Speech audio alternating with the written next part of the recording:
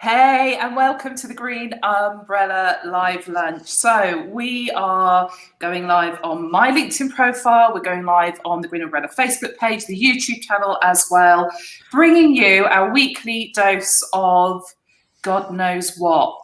Who knows what's going to happen in the next hour? There will likely be Mark saying not a lot, Jane sharing some pearls of wisdom, and me just saying the most inappropriate things that just fall out of my mouth before I've thought about them. But I hope your week's going well, and if you are tuning in, if you are listening to this, then I hope we bring you some entertainment and some education this week. So it's been a bit of a funny week because we've been moving offices. I'm literally sat in the new office right now, and it's lovely. It's nice and big and airy. We've got a lovely view of the allotments. There's actually a cemetery up the road, but it's kind of that can be interesting sometimes, seeing quite unusual processions come past. But yeah, it's kind of been a bit of a weird week because of all the office moving. You don't realise how much stuff you accumulate, do you? No, that's true. I know, that's been added to my role: removals, IT, plugging in and making stuff look pretty. But we've got loads of exciting ideas on how different branding bits to do in the new office. I've just realised I put the giraffe behind me for a call I was doing yesterday. But sometimes, depending on where I move to, it looks like it's popping out of my ear.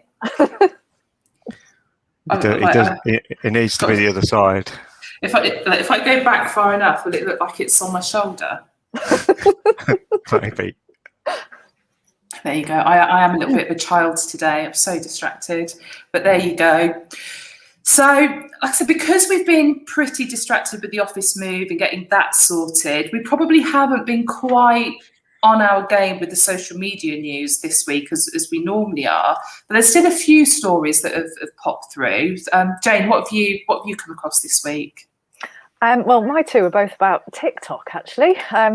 It's not something I actually really use that much myself. I've had a little dive in and got lost for an hour or so in there, but I haven't really done anything myself with it. But so they've come up with two new things. The first one is that they've increased their video length from 60 seconds to 3 minutes. So apparently creators were sort of creating these sort of really short videos and then having to do part 1, part 2, part 3, part 4, whatever, and saying follow us to see the rest of this or whatever. But it was actually not that easy for people to find it.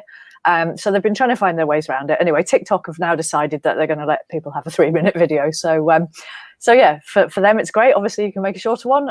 But if you're doing sort of cookery things or, something that's a little bit longer, talking about something specific, then 3 minutes is obviously a lot better for you to use. So, and then the other thing with TikTok is they've now created a bit of a LinkedIn type thing where they can allow you to send a video CV or resume to participating companies who are offering jobs. So this is in America at the minute, I think. There's probably 10, 15 companies who've signed up for it.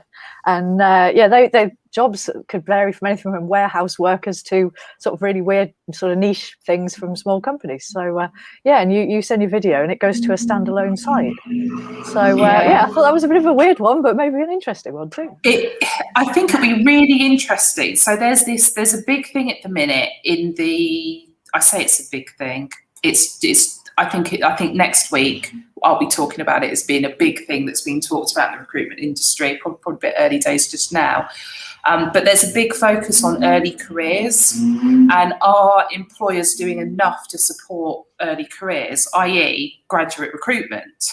So there's all these people that are newly qualified, and actually they're struggling to find the roles to recruit to apply for.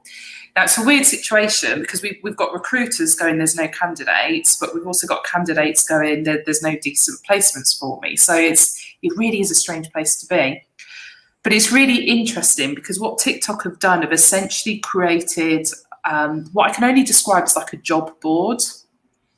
So you could go onto TikTok, have a look at the vacancies that are available. The application process is very much like, your contact details. There's a field for you to put your LinkedIn profile in. There's a field for you to put the link to your TikTok video. And it is very much an application process. And a few people are looking at this going like, it's really innovative. It's, it's a bit mad that people would like create TikTok videos in the form of a CV to apply for a job. But actually, for the last 3 years, there's been massive trends in terms of video in recruitment. So from video being used as a job ad to video as part of the interview process as well.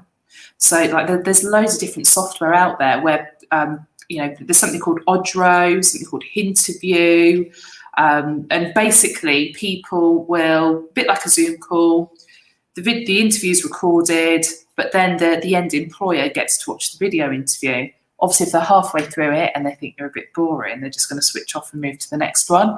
But it makes it a far more efficient process for the employer. And obviously, like, candidates are loving it. The recruiters are loving it because it makes it, they can really prepare a candidate then as well. So it's kind of, it's just taking that process and really like squeezing it down into essentially 3 minutes. So there's a lot. Is it innovative? I don't know how innovative it is. I think it's more a case of it's on a platform we wouldn't expect it to be on. But there's been tons of stuff from TikTok in terms of kind of, like it being something that's used more from an education perspective, from an employer branding perspective, to try to attract talent into a business as well. So I think it's quite a clever move. Definitely an interesting one. Mm. So Robert's on LinkedIn. He says, does it not add in a lot of bias? It's an interesting question. It'd be really interesting to see the results of it. Does it add bias? I think there's ways around that. I think it really depends. And this is the thing. Sometimes in the job ads, if this does roll out, then it might be that actually, you would put something within the listing that asks that this video covers certain things, perhaps. It's it's a really interesting question, Robert. Like, this is something that's been released like maybe 2 days ago. We've seen this news, so it's kind of early to tell. But I kind of think it could almost swing both ways. Could it remove bias? Depends on how creative that individual is. And I think as well, there's going to be certain industries that are going to want to use it more than others. So, right, one of the, our business is growing, we're recruiting at the minute, and, we want creative people to come into the business. So actually, it's an ideal way of us kind of looking at skill set as well. So, yeah, it's an interesting one. It's got me thinking now. What do you guys think? I don't know. I mean, like you said, it could go either way on the bias thing, depending on what obviously a faceless CV on a piece of paper, you can't see anything about that person. So, there's obviously going to be a bit more to it there. But it's the same with any video interview. But I think as well, in terms of age, someone my age, I would find it a really weird thing to do, to go on TikTok to do a job video, personally. But then I don't know, we need to be open to these things, don't we? So yeah, it is definitely going to be something that appeals to younger people more than older ones, perhaps. Yeah, which of course ties into the early careers thing. Yeah. So I think this is where the topic of I wish Amanda was here, because this is totally her subject. But like, if you think about like unconscious bias, okay, and it's like when you think about early careers, you think about a grad. Well, actually, when you think of a grad, you're thinking about someone in their early 20s. That's, I was in my 30s when I was at university. I know someone at the minute that's in their 50s. In fact, I know, I've just remembered, Jane, you've just started. Forgot about that. I am a student again. It wasn't you I was referring to, by the way. I know you're not in your 50s, it's fine. It's really, really interesting. But I do think that it's an ideal way for candidates to really show their suitability to a role. So what they've said is that it will be the types of roles, it could be at any level. I think the lower level the role is in a business, the more suitable it is. I think, if we were looking at more white collar, mid-level, that's when that's when that other stuff comes in. But it has the potential of removing some biases, because let's say that my environment was not one that appeared to be affluent and I was worried about bias from that perspective, then actually you can record these anywhere. You could go to the local park, you could travel around, well, maybe not travel around the country, bad example, Christina, but you get the idea, like you could do it anywhere. You could do your TikTok on the train. And it's like there's so much you could do with it that actually, I don't know, maybe it's as likely to cause bias as it is likely to create untrue perceptions.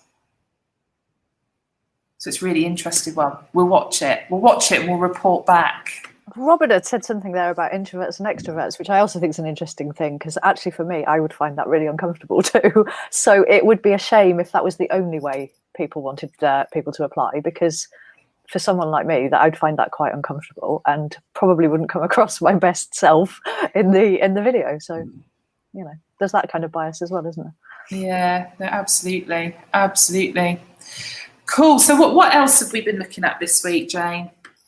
There's a little bit from Twitter.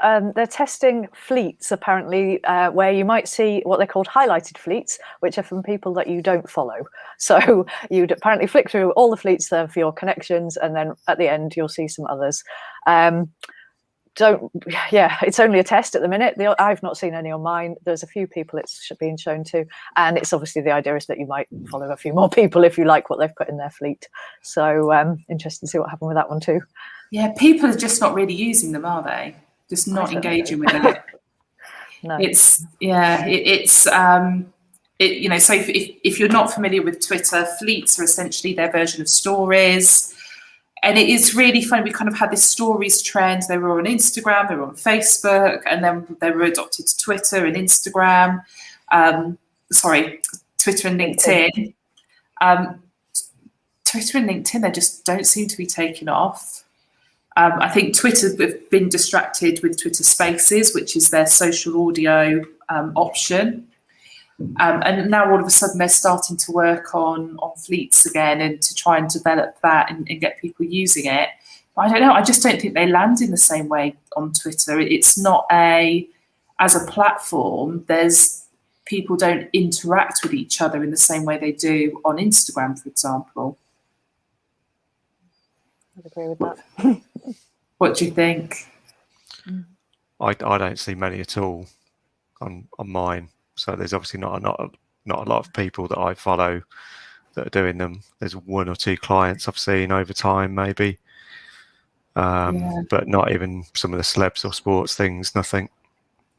No, there's a few people that like cross-posting, so they might create something on TikTok or Instagram stories, and they're downloading it and putting it on that way. But it just feels like the content doesn't land in the right way because it is Twitter.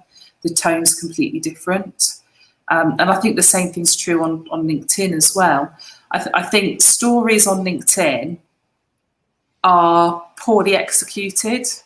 So if, like us, you're an admin on several LinkedIn pages, it's kind of like, it's almost impossible to actually see what is being put into that area of the app anyway.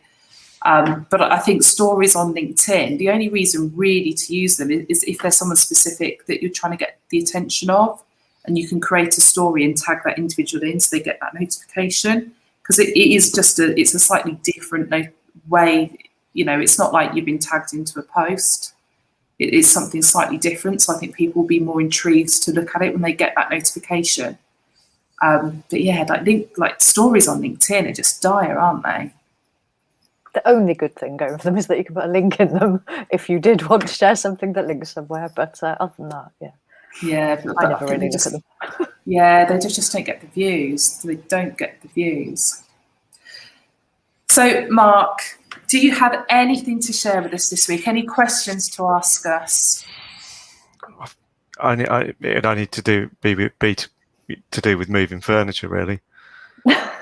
What's the sort of best way to use a sack barrow to move a big cupboard?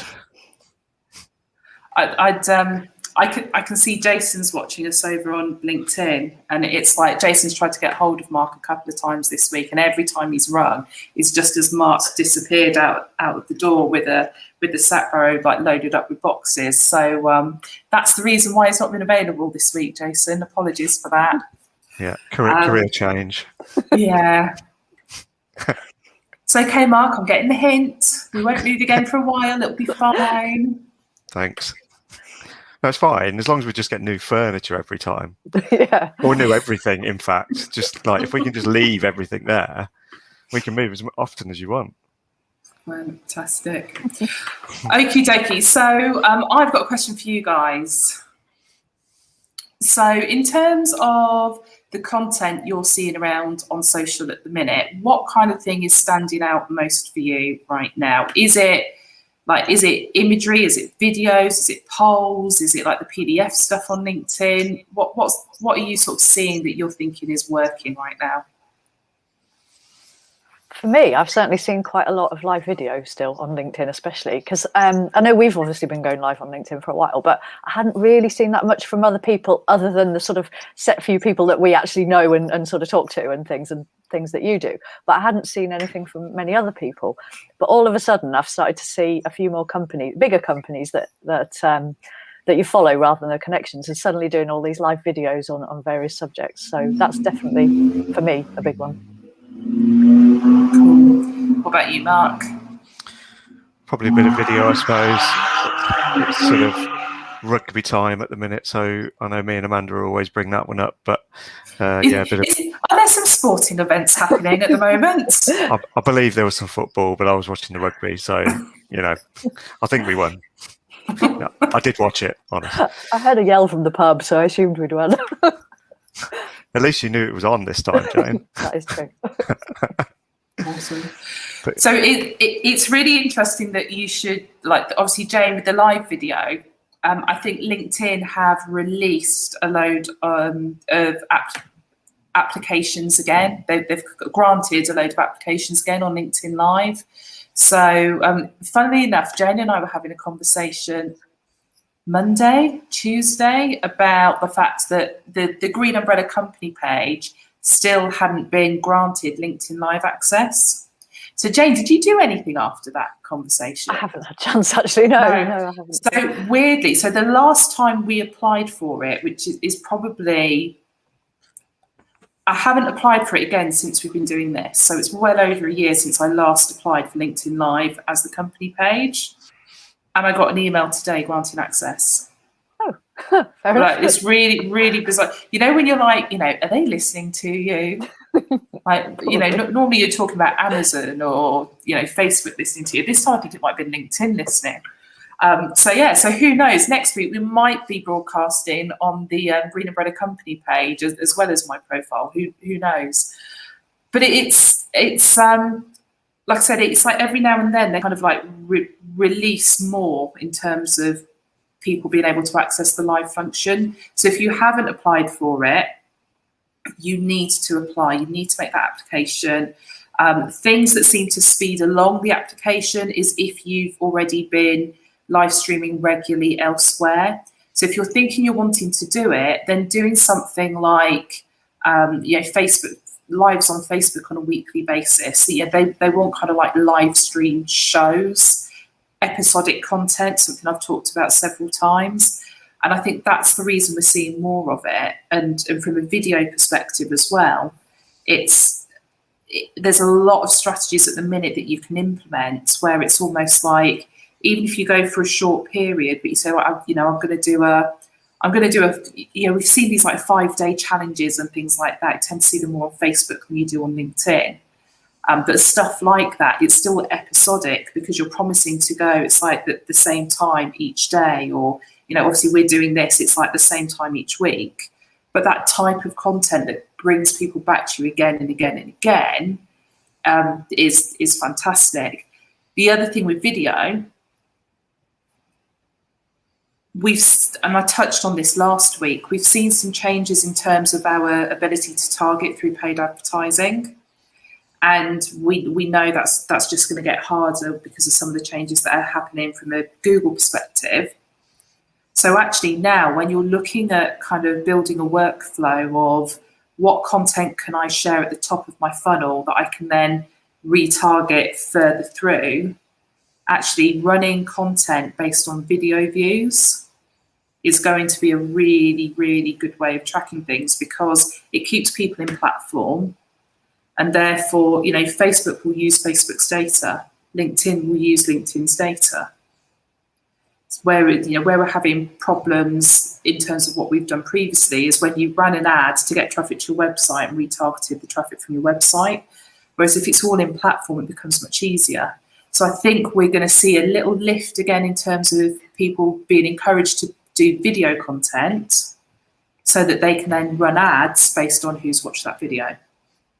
Does that make sense? Mm-hmm. Definitely. So what makes a video work? Like, or what like if you started watching one of these videos, what's the turn off? It depends what it is, really. I suppose sometimes the length of the video.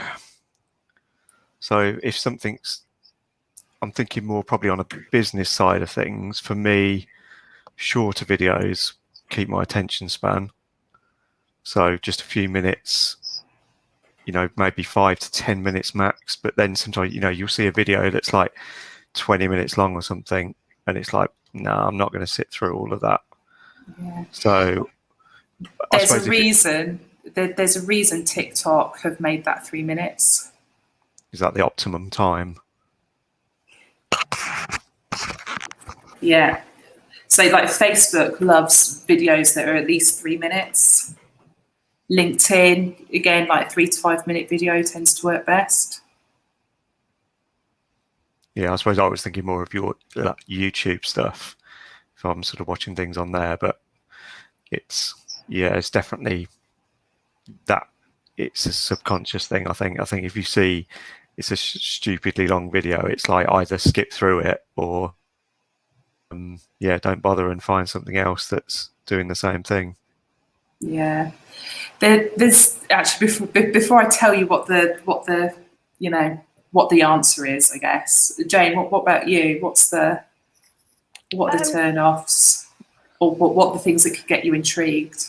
Well, adverts definitely a turn-off, but there's not much we can do about that, really, is there? But I think for me, I think if the title of the video or whatever post you're seeing beforehand tells you snappily what it's about, and it goes into whatever it's talking about really quickly, then that for me would keep me interested. So if it was a tip about something or you showing someone how to do something, it needs to sort of go straight in. Here's what I'm going to do. Here's how you do it. Short and sweet kind of thing, like that for me. Like Mark, I'm not really bothered about sitting there for 20 minutes watching something. Yeah. So the tips that are out there, okay, and I think that there's like 3 or 4 kind of key rules to video for social. So like number 1 is definitely no hard sell. Okay, it's like as soon as you start selling, people are not interested. Like even as consumers, we're all really smart. So actually, it's kind of like we know when we're being sold to and when we're not. So you've got to be careful with that one. I think the next thing is actually, having a bit of a story within that video as well. So, I mean, what we do here on Live Lunch is absolutely the opposite to everything I'm telling you now, okay? I mean, admittedly, we don't sell anything during this because this is a bit of a social for us, hanging out and having a chat and seeing who rocks up in the comments. But yeah, like I said, telling stories, you want to get people hooked very, very quickly. And it also allows them to, remember the brand better and remember who you are better as well. That's what, where's he gone now? But that's why we have the giraffe. It's, if you've ever done any training or anything with us, you'll know what the giraffe is about, because there's a little story connected to that. Well, it's the same in the videos, actually. If you can, even if you're telling a story about something that's happened to one of your clients, and within telling that story, you can drop a couple of things in that are, relating to actually the service that you offer. That's quite a good way of making that video stand out. And then, you know, Jane, what you said about, you know, kind of like getting straight to the point. It's almost like certainly in the first 30 seconds, but I'd say in the first 10 seconds now, you kind of really want to be telling people why they need to keep watching. So, you know, you're not going to give all the goodies away straight up and, you know, front and center, but it's almost like, hey, it's Christina, I'm here. This is what I'm going to be talking to you about. And then they know whether it's worth hanging around or not. If it's not for them, they can bugger off, you know, do whatever they want to do. But if it is something they're interested in, actually, yeah, this is going to be worth me, you know, hanging in there, you know, and watching this, so I can get that bit of information that I need. I think the other thing as well, it's like people forget on videos about call to actions and stuff like that. You know, if we use StreamYard to do this. The whole time we're having this conversation, we could have little tickers running that are, you know, popping up on screen that are basically saying, you know, buy our stuff. I was thinking I could do one really quickly then, but I'm not that smart. Just seeing what have I got up here. Funny enough, I haven't got one for us. Let's put one up just for a giggle. So, you know, it could be. I put that one up. Okay, you know, it's like you can just pop something on screen. There's just so much stuff that you can do where it's almost like you're selling but not selling. You know, that little banner that's going along the bottom now, it could be a call to action. To claim your free call now and a phone number and stuff like that. Feels a bit cheesy, but that can be going on whilst you're delivering some video content that is actually, like I say, it's ticking all those boxes. There isn't the hard sell in the content, but you've still got something happening on screen. They're listening to the story whilst also actually being served with, like, this is the reason for you to watch the video. But yeah, like I said, I think it's quite interesting. I think anyone that is offering video as a service right now, I think they really need to think about how they can incorporate story type video into their service offering, or, you know, like guidance on producing videos for TikTok and that kind of thing that is actually going to stand out. Because a lot of people now, they're just grabbing their phone and going for it, which is, I think, is fantastic. But yeah, stuff like that, the live streaming, you know, this is what we do now is so much better than like week 1, week 2. You know, to begin with, we were just using Zoom, whereas now we're using StreamYard. It's, you know, we've got these nice branded elements in there.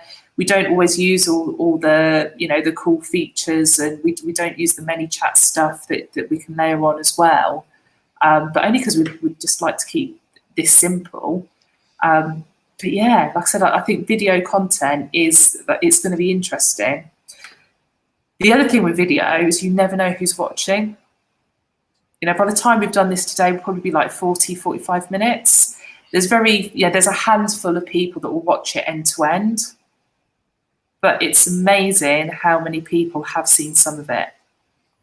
Yeah, I'm always surprised when speak to customers or, you know, prospective customers sometimes, and they say, "Oh, I've seen you, I know who you are," type thing, and it's like really disconcerting sometimes.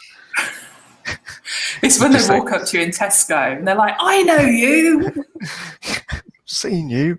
But no, it's good. It's good. But also quite surprising sometimes that people I perhaps wouldn't think out of some of our clients that just wouldn't watch it, but they you know, like you say, they don't necessarily watch the whole thing, but they'll dip in and out, you know, whether it's live or just catching up, you know, when it's posted like on the platforms and things. So it is, you know, it's a good thing, definitely. It's a good investment, and I think it's good for us as a team as well. You know, obviously it's just the 3 of us today. You know, Amanda's on leave this week. She'll be back next week for her sins. We've got some guests lined up as well. So who have we got coming on? We're going to have Anthony McCormack from Maxstaff. So he's a recruiter in the construction industry. So we're going to get him lined up as a guest. We've got Simon Bliss, who is the new chairman of an organisation called Team. And we've got, Mark, help me remember the name. Someone that you know that I don't know this gentleman, but you know him. Richard Osborne. Richard Osborne as well, yes, who's got like a fantastic story and has done loads of sort of non-for-profit volunteering stuff as well. So I think that'd be an interesting conversation too. So if you fancy hanging out with us for like 45 minutes on a Thursday lunchtime and you've got something interesting to talk to us about, let us know, because we'd love to have you. Cool. Okay, so have we got anything else to talk about this week? I kind of feel like that's most things covered. Like the social media world, it's all been like dominated by, you know, Trump's launching his own social media platform, and Trump's raised his head and is now like, he just like, if you have anything to do with social media, he wants to sue you, and that's going nowhere fast. And I think that was almost one of the headlines, like, you know, Trump's lawsuits are going nowhere fast was the headline of one of the articles I looked at. But yeah, like I said, there's just not been anything really stand out massive this week. No. No. But yeah, I think keep your eye on video. If you've been dabbling with video so far, keep an eye on that one, because I think you're going to get a lot of advice and guidance over the coming months on how to do video better from a social media perspective, which platforms to use, that kind of thing. And of course, we'll, you know, if that is where the trend goes, we'll definitely be sticking our oar in with some content on that one too. Awesome. Okie dokie. Well, we don't like to really bore, boring people a little bit's fine, but we don't want to be completely dull. So I'm going to draw this one to a close. I know we've all got tons of things to do. Mark's not in the building today because we're giving him a rest from moving all the boxes, which means he's got to catch up on his work now as well. But yeah, we will be here next week, Thursday at 12, and talking to you about, it's been a quiet week this week, so I guarantee some big stuff happens next week in the social media world.